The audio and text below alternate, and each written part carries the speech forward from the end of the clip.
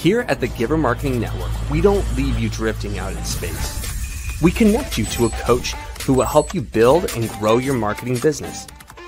Our process acts as a guide on how to connect with other businesses, maintain good relations, and establish a presence on the Giver Marketing Network. Each member within this collaborative group will have the opportunity to leverage your talent and influence, a true network effect.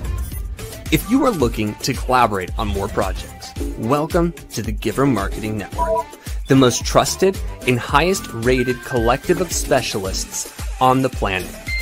Here we have a group of like-minded professionals who focus on making valuable introductions and helping each other grow by teaming up. Imagine Upwork meets a network and a coach. The talent collectively includes services like visibility and SEO, creating logos, designing websites, managing social media, outreach messaging, visual storytelling, and much more. Think of what you could do with laser-focused allies, strengthening your business while offering your talents to the entire network. Click near this video for more information.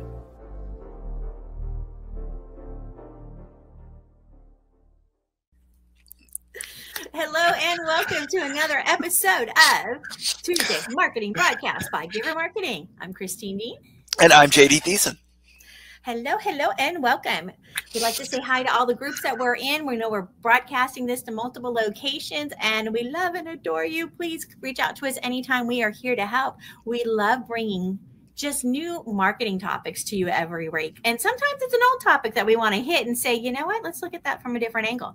And actually, I really want to talk about, is print media dead? Now, I'm really excited about this because I have my own I'm very opinionated person, you know. No. Yeah, no, I never had opinion of my own. No, but there is a point where people have stopped using print media because it's more expensive. Mm-hmm. However, and this is my personal opinion, print media has a better ROI than email marketing or social media marketing. And maybe it's a matter of when you bring that print media in, what it is, how well it's done. There's got to be a million parameters that go along with that. But I hear you. There's been this shift, right, from the more expensive print side into the, oh, well, the email is free, right, except for the email program or the email that you have, right? Yeah. But there's a whole strategy. People think because it's free that it's effective. And really your open rate on your emails really isn't that high, right? When you look at the numbers. I used to work with a company, and we used Klaviyo, so I've done a lot of email marketing. And what our goal open rate was 30%. We didn't hit that a lot because most people, because you have to fight it getting out of spam and into the inbox, and then once it's in the inbox, you have to fight people not just deleting it right away because they don't recognize before they even read it, right? Before they even open it. The beauty of print media is when you send someone a postcard. If I send Christine a postcard, it's going to be with her bills, and it's going to be with maybe a magazine or two that she got. But most of the junk mail that we used to get in the 90s and early thousands is now spam emails. And so by putting 30 cents into the mailbox and 30 cents in postage into the mailbox, you're actually creating eyes on your business that you wouldn't have had otherwise. Absolutely. And I know from experience, some of the clients that I've been working with, we've got an event coming up. And so, you know, the new style is to send out emails by email list, right? But going old school here, right? They've got, we're teamed up with another organization that literally sends the email, or not the email, but they send out the postcard invitations to the event, right? They're hitting the right demographic, the right age, the right location to get them to an in-person event. And then they've got a phone number to call, right? Or they can scan a QR code, or they can go to a web address, right? And register, right? So the idea is to get butts and seats. That's the whole goal, right? For events. And postcards can be really effective if you're targeting at the right people. Yep. Right. I was surprised, for example, a new business opened around the corner. You would think that they would have sent postcards out to the neighborhood. Hey, grand opening. right? Letting you know we're here, right? Because sometimes we don't notice. You'll drive by an area, you might not see that, oh, how long has that been open? It's been open for months and you didn't even realize it. You just, you're on autopilot. You just were driving home. You weren't paying any attention, right? But if they'd let you know, right, some kind of opening special, grand opening special, you would have known about it. So there's times it really makes sense for postcards to go out, especially when it's local businesses. Yeah. Yeah. And one of the things that I've done is when you go to a networking event, and you get a whole bunch of business cards like these ones right here, and you sit there and you're like, well, how do I set myself apart from the other 100 people that were there? And you can sit there and all of them have addresses on them. Every single one of them have addresses on them. If you send them mail, they will most likely see it and you've instantly set yourself apart. If you send them an email, they might remember you. But if you send yourself if you send a postcard to them, giving them your grand opening or your new special or whatever, those are the people that will come back to you. Those are the people that will remember you. Also, if you give them a gift card, it doesn't hurt. I'm just saying. Well, who hates a gift card, right? Exactly. But then also, right, when you think about it, once they've become, that's when you first meet people, let alone once they've established a relationship with them, once they're a client, they're on your prospect list, whatever it is, birthday cards. I love when I get birthday cards. I get half birthday cards sometimes. I like those. Then I don't have to look at the big number because it's just a half. Yeah. Right. So little things like that are, there's services set up now, and we have access to those kinds of things. If you wanted to set up a service, right, where they'll actually go in and send a gift with it. So they can send the card with the gift. And then I've got a Rice Krispie treat or something to go with it. Yay. So there is one. Set yourself apart. Right. And what do you do if it's a really cute postcard? Do you delete it like an email? No, you might save it and save with the other 6 million emails. When it's something really cute, you actually keep it sometimes for a little while, right? Yep. Until all your cute postcards gather up and your husband throws them out. That happens. Yep, that happens. That happens. Yep. It's a real concern sometimes, but it's like, no, what are you doing with those? I'm not done with those. The little cute pictures and the animals, right? I've got them up on the refrigerator. I'm just going to say they're there. And I'm like, oh yeah, I should reach out to so-and-so, right? I haven't talked to them in, at least a week. So if you're going to send out a postcard, Christine, what do you put in your postcard? In my postcards, it's usually very divalicious. I tend to use humor for a lot of things. So, it could be, I miss you and I haven't seen you in forever and that's not okay. Yeah. Do you miss your favorite diva too? Let's talk. Yeah. It could be something really simple like that. It could be something where you're adding value. It just could be something humorous, right? But have fun with it, right? Build those rapport. The really stodgy, boring ones are like, those days are gone. Remember, you would always get from your insurance agent every year, the same boring Christmas card or something. And you're like, that picture's not even fun. Your message is, best wishes from your favorite, State Farm agent, or you know what I mean? You're like, oh, whatever, toss, right? Make them fun. So we have a reason to want to save them, keep them, read them, and think of you with a smile on our face rather than, oh, it's you again. I had a client ask me to make it. Now I do a whole lot of things. I'm a customer service is my superpower, but I've got a whole bunch of things that I'm really good at. And one of my clients asked me to make him a humorous Thanksgiving card. And what we did is we were like, well, we're just going to take what we would put in an email, put it in the mail, and see how it does. And so we compared the rate of, my mind blanking on the word, but we compared the rate between the letter that we sent out and the emails that we sent out, and we sent them all to the same people, but we put different codes on them. And what we found out is that the paper actually did better than the emails, which is good because they also cost more than the email. But the return on investment was so much better, and it was the exact same letter. And they were funny. It was funny. It was witty. It was probably a little far because he asked me to make it, and I'm like, I'm not having fun. Why am I doing this? Right. But the idea of that was we wanted to be memorable. we want it to be memorable. And yes, they got it in the email, but none of them opened it.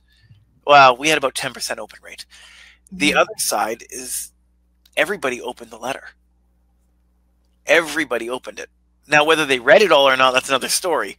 We can't tell that, but they engaged with it.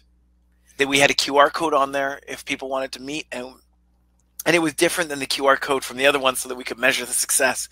And the letter actually did better than the emails on a return on investment. And it's interesting how we see the trend in society shift, right? Oh, the old fashioned was the mail. And then, oh, now everything's digital. And, oh, well, you know, if you start doing some of that old fashioned stuff again, the print stuff, right, you can still get that response because now we're not expecting it. Now it's unusual. Yeah. And I love the fact that you were doing the comparison, 2 different QR codes, right? Yeah. Because you always, anytime you do a campaign, you want to know, how do I measure it? How am I going to know it was successful if I'm doing a comparison and A/B testing, like we call it, right? Between these 2 different ways, which one is more successful? And you don't know that if you don't have some way to measure that. So I love that you put that into place. Yeah, but that's, you have to find out what you have to, one, be true to the business. If you're making print media, you can't just farm someone else to do it. You have to be true to the business, and then just some things that you want to think about, because it doesn't have to be a postcard. It could be a letter with and it could even be a digitally signed letter. No one cares. What we do care is that you care enough to actually let us know in a medium that's not going to get lost, and we'll pay more attention to that. And there's got to be a reason. There's got to be a purpose behind it. Otherwise, they're like, why did you send this to me? So make sure you've got some kind of goal. What is your goal in bringing in this print media? Have a goal for it. Yeah. And use QR codes. They are your best friend. Because a link in print media does not work. Because I'm sitting there going, www.network,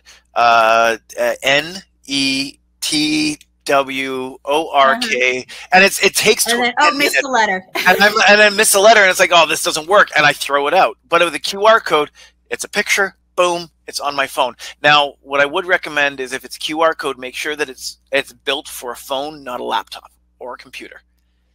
If you're putting a QR code, you don't want it built. You don't want the website it goes to built for a computer. You want it to be mobile friendly, is what you're saying. You want it to be mobile friendly primarily. You want it to go someplace that people can actually open on their phone and go, oh, okay. Right? Yeah. So like I was creating a website for a client. Like I said, I do a lot of stuff for people. It's not my superpower, but I do a lot of stuff.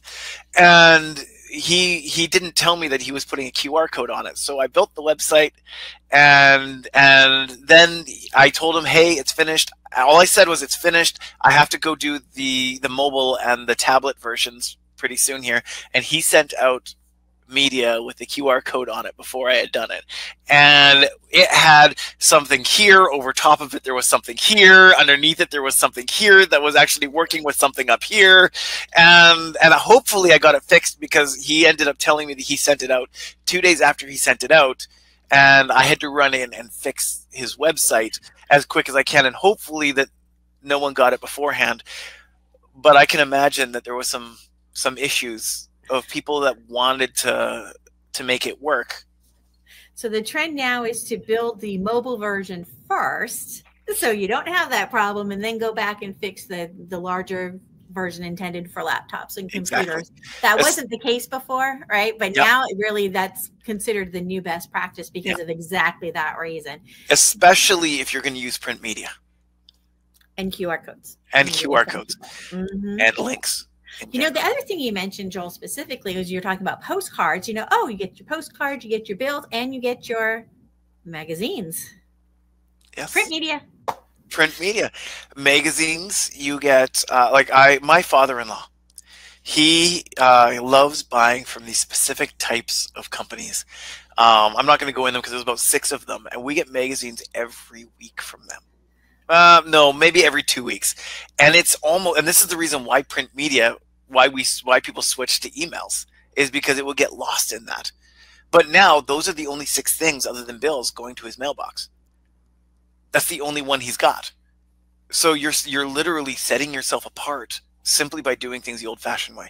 There's a reason I like classic cars, classic watches, and classic print media.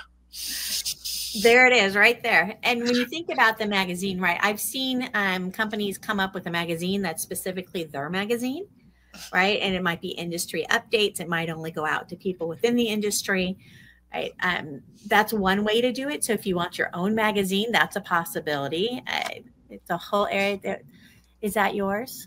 Uline. Yes, it's mine. It's not for me, but I was just thinking about print media and I'm like, I don't get any magazines. And then you're like, oh, and then I'm like, I literally have one right beside me. Exactly. And really, what do you read, right? Magazines are very specific to who it is that you're sending, right? It's a certain area of interest. It's very, very direct on what it is. And so you want to make sure that what you're putting out is going to be of interest. You don't want to spend that kind of money on print media and send it to people that aren't interested in it. That just doesn't make any sense. Because we've got, for example, this is At Ease magazine, right? This is Christine Walker's baby. It's a veterans magazine. Well, so if she were to print this and send it to absolutely everybody, that would be really expensive, right? So this is beautifully put together, but you know, she's got an opportunity for the stories themselves, but then there's also the inside. So you might have a magazine that's yours. You might have you might choose to put an ad in someone else's magazine. Yes. Right. So maybe it's, if you can even see it with the little blurs, but right. So you can put an ad in someone else's magazine. Once again, it's a very targeted audience depending on which magazine you choose. Yeah. Right. And once you know your demographics, like, I love car magazines, Car and Driver, Road and Track. Those were magazines that I loved. I don't get them right now, but I knew exactly. I know, you know, the people who are getting those magazines. If an ESPN magazine, I don't know if they still have it or not, but there was a very specific audience for that. And you know that when you're asking to put an ad in a magazine, when you're doing a print media ad, that's where you're going. You need to make sure that your market is exactly that magazine's market. I'm sorry, my mind just went south there for a few seconds there.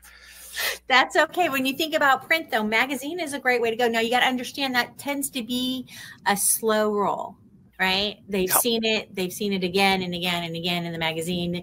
You're borrowing credibility from the magazine itself, right? So by having something represented in At Ease magazine, right, they're kind of almost vouching for you, right? So there's a certain amount of borrowed credibility there that comes along with that, which is nice. So be careful where you put your stuff, and even the magazine advertisers have to be careful who they put in their stuff, right? Yeah, there's a reason why X, just talking about this for a second, why X lost a lot of advertisers when they went with Elon Musk. When Elon Musk bought them, they lost a lot of advertisers because they didn't want to be associated with what Elon Musk stood for.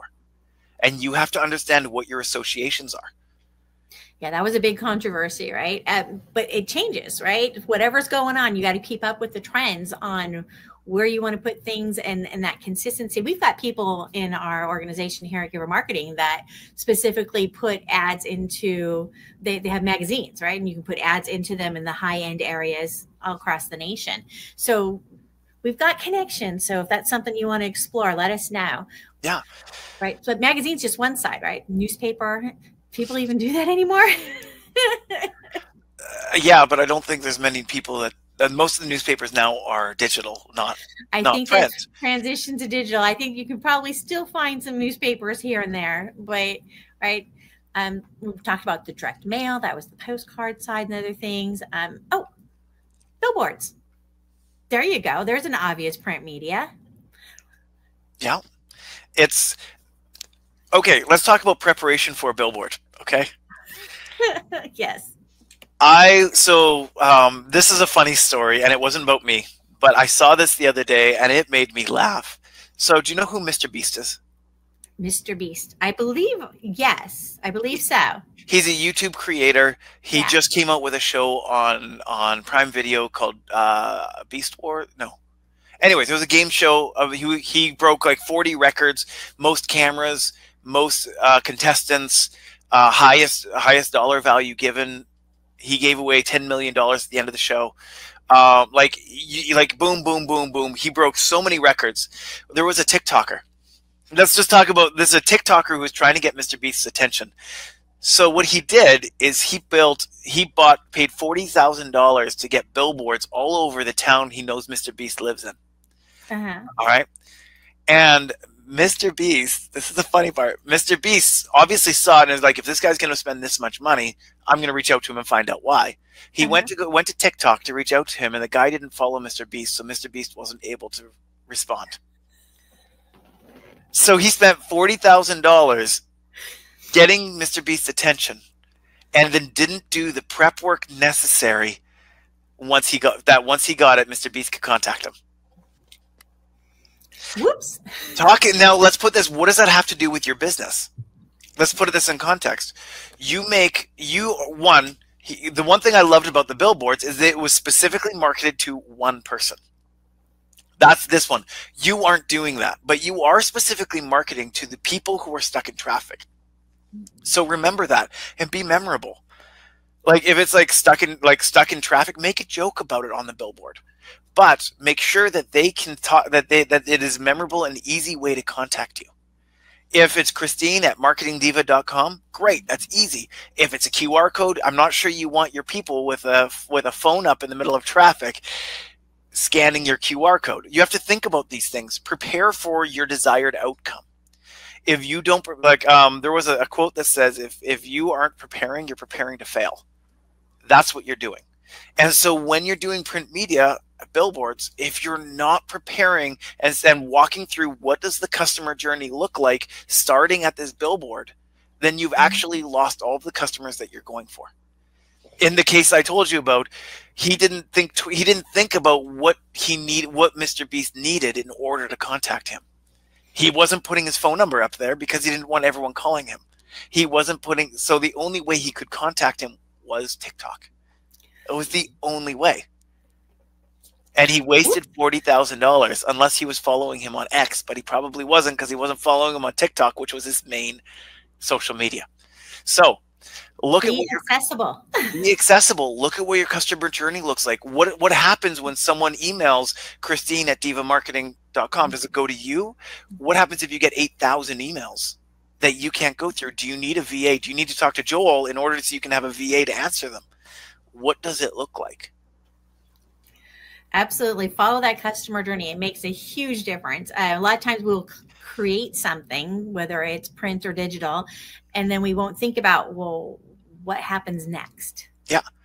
Right? So plan the whole strategy, not just the creative, not just the object that you're creating, right? Yeah. I have a project that I'm working on right now, and the pre-planning phase is taking so much longer than I expected because I'm making it more detailed, and I'm like, I want to slow it. And so what I've done is I've actually started slowing things down to make sure that each step is in place, ready for the next people to come in. And so I'm looking at this now and I'm like, okay, this is what it looks like. This is what I want my customers to realize is going to happen. And now that I've got that, everything else is good. And I'm not there yet, but it's that preparation for the customer journey. Because it doesn't matter what print media you use, you have to know what you want them to do. Where's your call? Is there a call to action on it? And there really should be. If there isn't, then why are you doing it, right? Exactly. So figure out that call to action. Build that into whatever it is, whether it's a billboard, a sign. Ooh, and there's another topic, signs, right? Is your sign legible? Let's say you have a brick and mortar shop, okay? And the signs across the top, great. Now, if you can't read it because you decide to get all fancy with it and have fancy fonts and that kind of stuff, it's really hard to remember things when you can't read it clearly. Yep. Just think that people are driving by and they want to know what you do as they drive by. I worked in a law firm, and one of my jobs, the lawyer, I was a personal assistant to a lawyer, and he asked me to make the sign for him. And so I went to a print shop. We talked to them. I had it mocked up, and then I presented it to him. And his number one thing was, are they going to be able to read that as they're driving by at 50 miles an hour? Yeah. And I had to sit there, and I had to go like put it out, and I didn't do this. I probably should have just put it out and run by it as fast as I could to see if I could read it. The chances were I couldn't read it, and so I had to go get them redesign it, make the title bigger, make what they do Now, this was a law firm, and everyone knew this was a law firm, so they already had brand identity in that city. So they didn't have to worry, but they had to make sure people knew that this new office that was building was for Arnott Heffernan and Blenner Hassett Law Firm.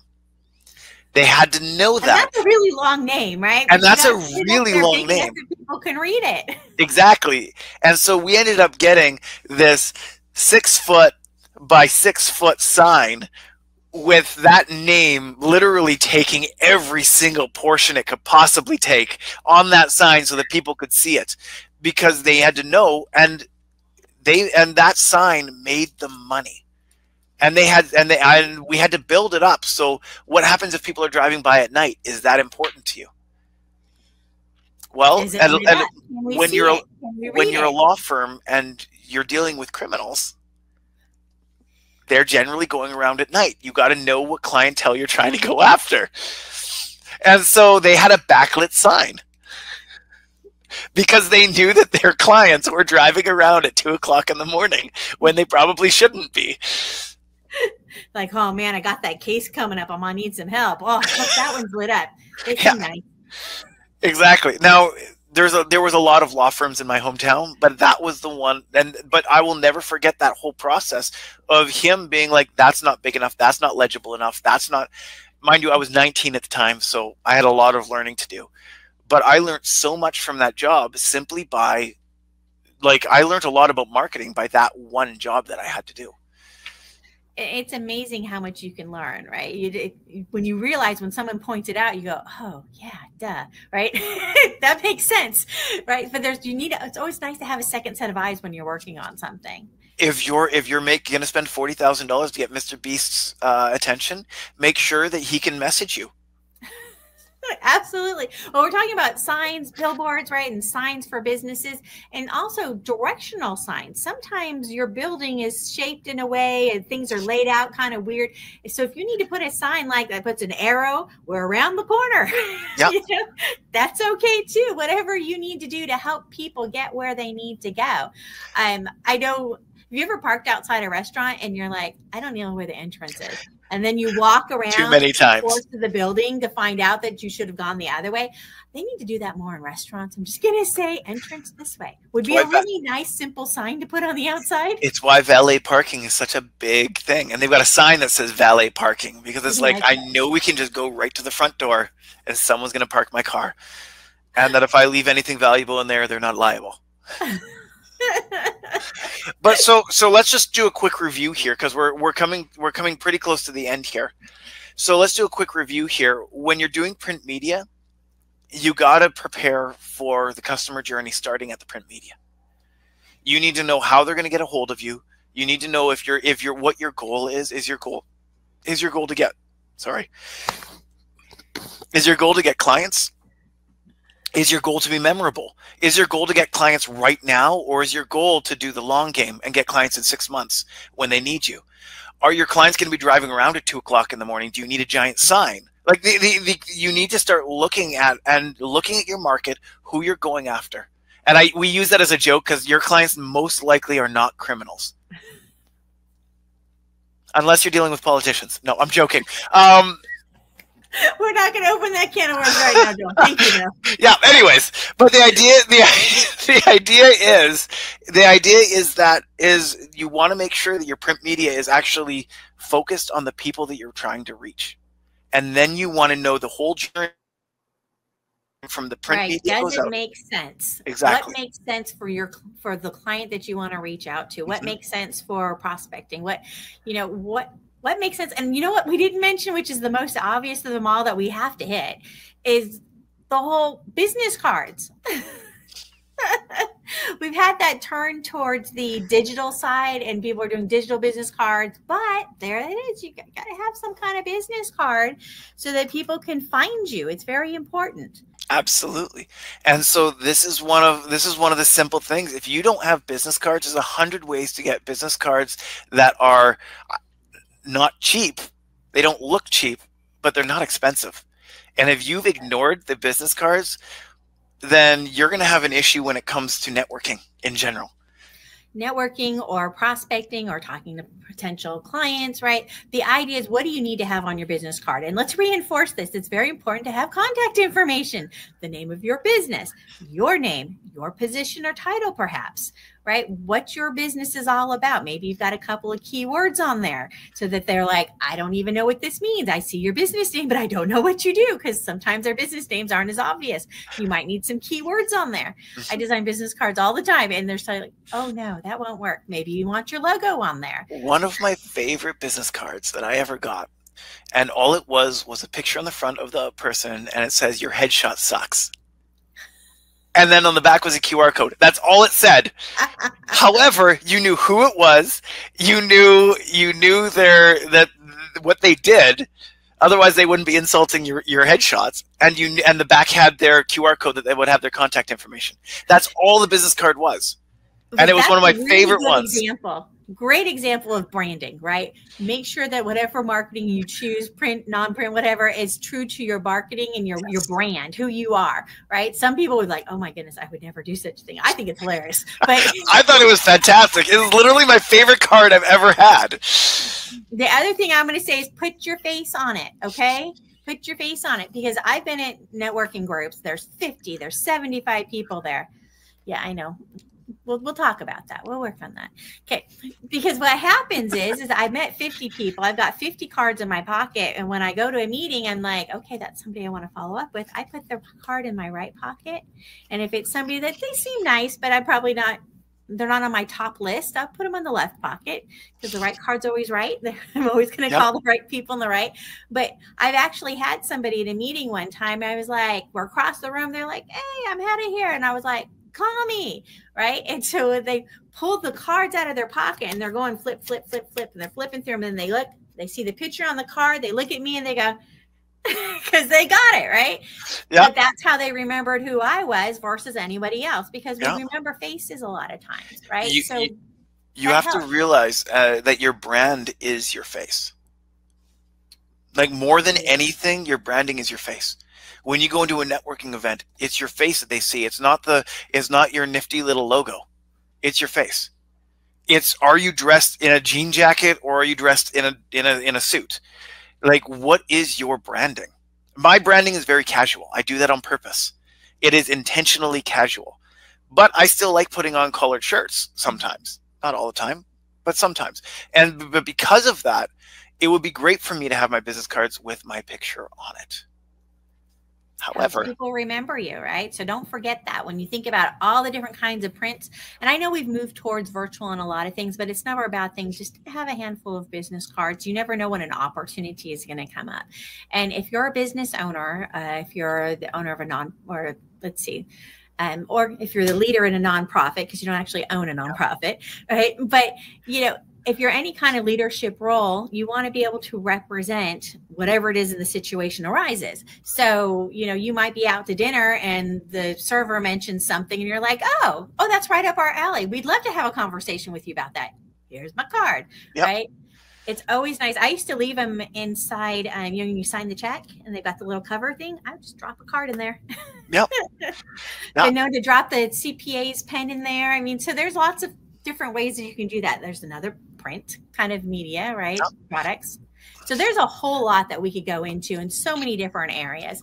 And whether it's books, journals, pens, flyers, right? There's so many things. So print media, I've decided, is not dead. What do you think, JD? It is not dead. This is the law firm that I was talking about. And you still got it. I've still got this. This is 20 years later. 15 years since I worked for these people. I still have this. I still have their phone number. I still have the title. I still have everything. Print media. Were you afraid you were going to need their services? Well, you never know. Oh my goodness. Well, I think everybody learned something today. We had a great time talking about print media. If this is something you're interested in, you want to talk, we have graphic designers. We have all sorts of access to wonderful people that can give you a hand with helping you get your brand out there on print media. Yes. So reach out if you've got any questions. And let's see, it's Giver Marketing, right? So I'm Christine D at givermarketing.com. You can reach out to me. And I'm Joel at Legacy Innovatives, which is a lot harder to remember. However, On Giver Marketing, you can come find me as Joel Thiessen on Giver Marketing, or on LinkedIn. It's not hard to find me.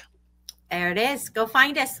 So the Networking Diva, you can't miss me, right? So we have lots of fun. We love working with people. We love helping. We love to give back. So if you just want to have a simple conversation with us, reach out. And I would be remiss not to mention that on Wednesdays, we have Networking for Marketers. So it's PR media people. So come hang out with us. That's on Wednesdays, 8 a.m. Pacific, 11 a.m. Eastern. Givermarketing.com/networking. We'll get you there. Register once, save the link, and come hang out. Don't be a lonelypreneur. Come play with us. All right. Have yourself a great day. It's been fun. See you next time.